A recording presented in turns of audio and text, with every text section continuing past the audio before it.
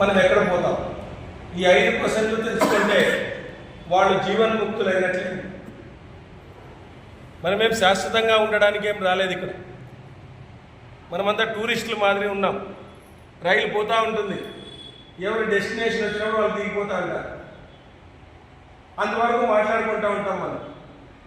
కాబట్టి మనం కలియుగంలో అట్లీస్ట్ ఒక గంట సేపు అయినా 23 గంటలు సంసారానికో దీనికో ఉన్నప్పటికీ కూడా కనీసం ఒక గంట సేపు అయినా మనకు శరీరం ఇచ్చినటువంటి వాడు, మనకు బుద్ధిని ఇచ్చినటువంటి వాడు, ఇంత సంపదనిచ్చినటువంటి వాడు, ఇతనికి కనీసం కృతజ్ఞతగా ఆ నమస్కారమో ఒక నామస్మరణ చేస్తే అతను సంతోషిస్తాడు.